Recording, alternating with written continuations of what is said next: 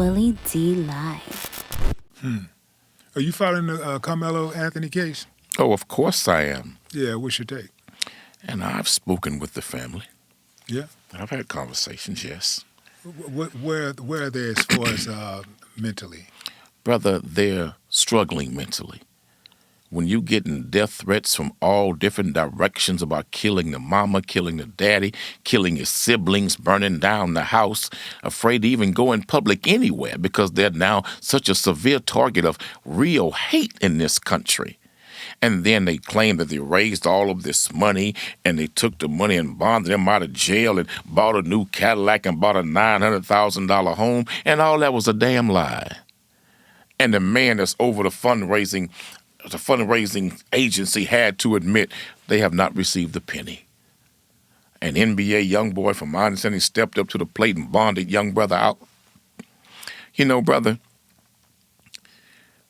Carmelo Anthony was 135 pounds. Mr. Metcalf and his brother were both over 200, 6'2", over 220, according to their football details page. So if you're 135 pounds, 5'8", and you got a dude standing over you with his pot, and they both 220 over 6 foot, and threatening you about what they gonna do if you don't move. It was pouring down raining. That's why he went under that tent. He wasn't committing a crime. He wasn't breaking no rules. He wasn't doing anything wrong. He was minding his own business. We have to admit to that. Do I wish he had not used a knife in self-defense? Yes, I wish that. But we have to be honest and consistent in America. How many white men have been allowed to say that they felt threatened by a black man and they killed that black brother, and an all-white jury come back and say not guilty?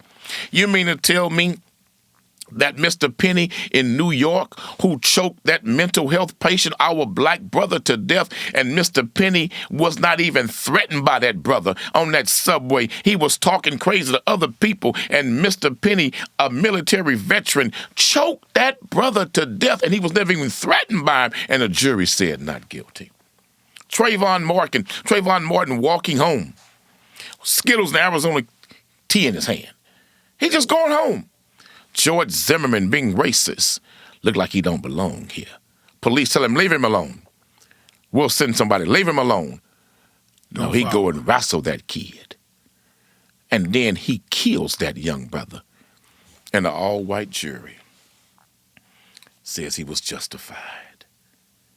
When you look at Eric Garner standing on the sidewalk in New York, just selling loose cigarettes.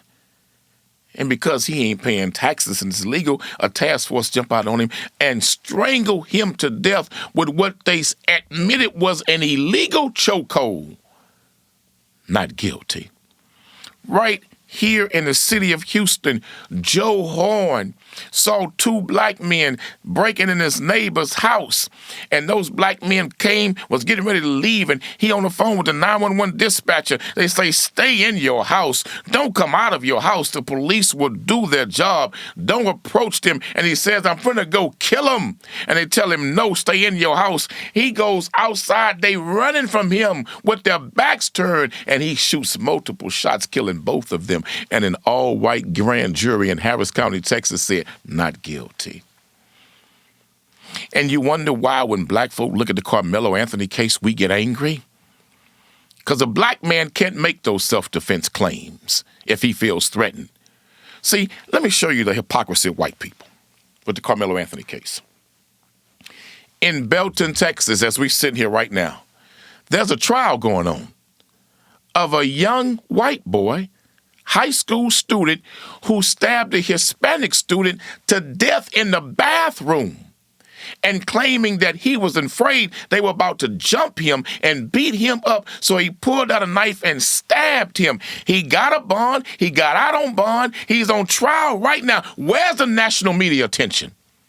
Where are all the white groups that's running around America calling this young white kid, his name is Casey? Why did I call him Casey Allison a scumbag murderer? But Carmelo's a scumbag murderer. Get to cheer. And white folk online talking about they would pay for Carmelo to be killed. But yet a white boy in Belton County, Texas, right now is on trial for the same exact thing that Carmelo Anthony has been charged with. Where's the white outrage? So why do you think that is? I mean, why is there not white outrage? Why do you have those people out there, those same people who were supportive of George Zimmerman and Daniel Penny, and others who are now looking at the Carmelo situation and said, well, and even the kid that you just mentioned that stabbed the kid in Belton County, Texas, at Belton High School. Yeah, so they're not talking about why did he bring a knife to school? Right? Exactly. That's the big question. Why did he bring a knife to school? Ain't nobody calling him a murdering scumbag. Yeah. So, ain't nobody saying let's kill him before he go to court. Ain't nobody putting no bounty on his head online talking about killing that young white man. Yeah. And the same exact circumstances. At what point do we stop marching and waiting on Jesus to take the wheel and start defending ourselves like the Constitution says that we can? The key to that is our rappers. It's not the pastors. That's it's not the politicians. But remember, heavy is the head that wears the crown. Right. To whom much is given, much is required.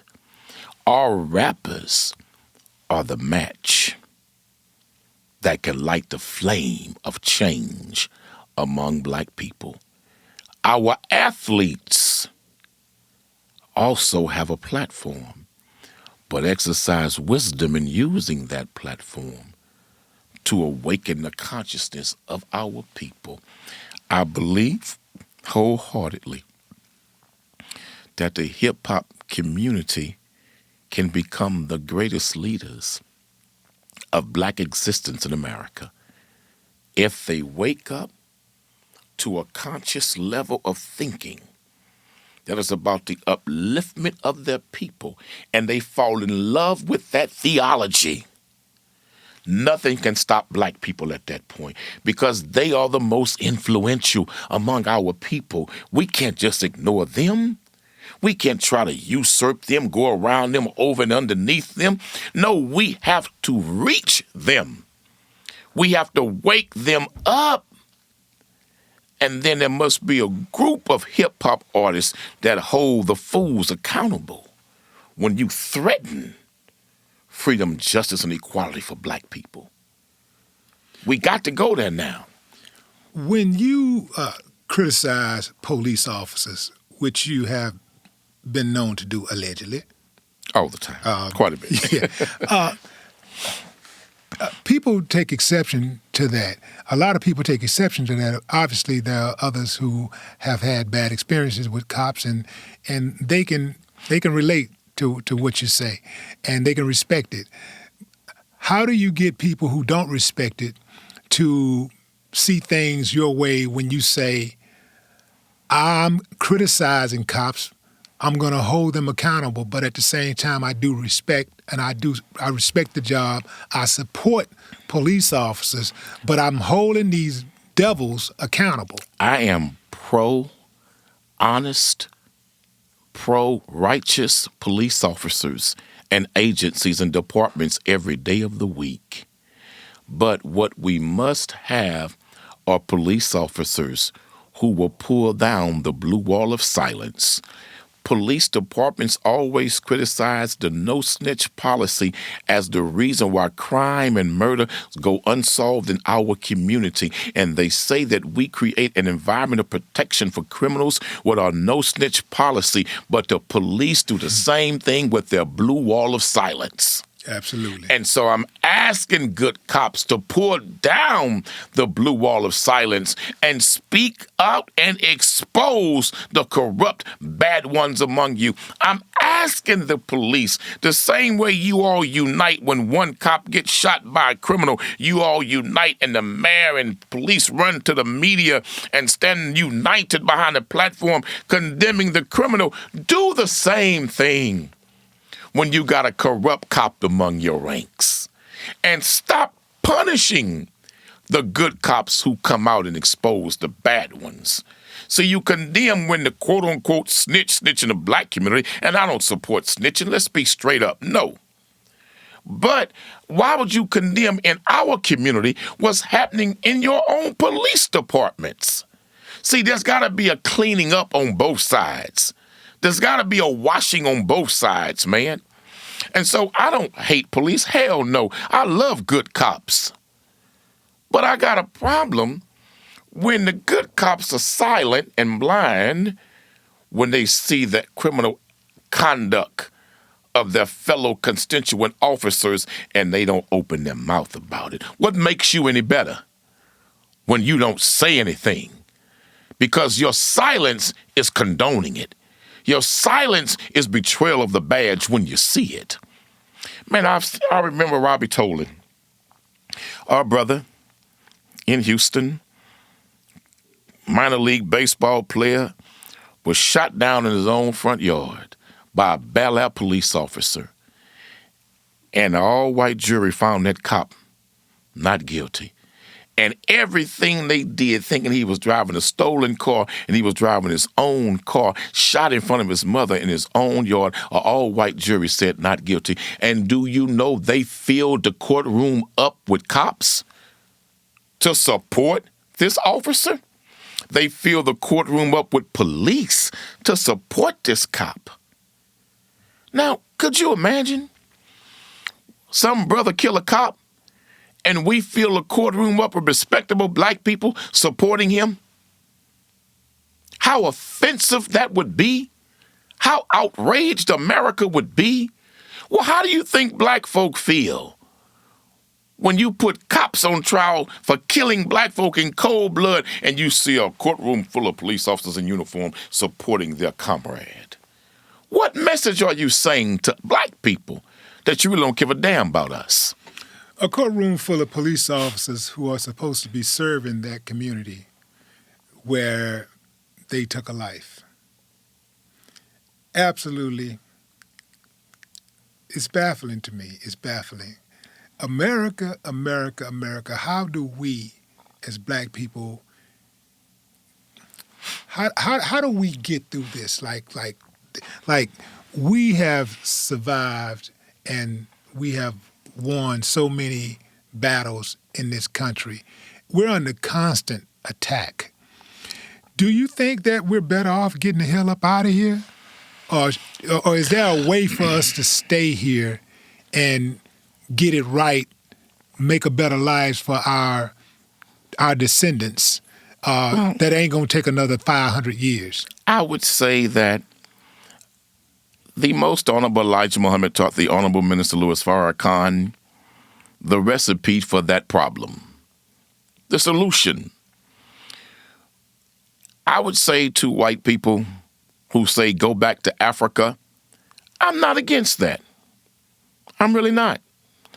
And I would say to our African brother and sister who helped put us in slavery, who benefited, and you were blessed by God's grace not to be brought into slavery yourself over here in America, that you owe a debt to your brothers and sisters because you participated knowingly and unknowingly in the Holocaust of your own people. And so the same way Abraham Lincoln set up Liberia for freed slaves, the nation of Liberia, the capital is called Freemanstown because it was established by freed slaves repatriated from America to Africa. So I ain't got no problem going back to Africa, but wait a minute. We've been married for 500 years. And America is a nation of community property.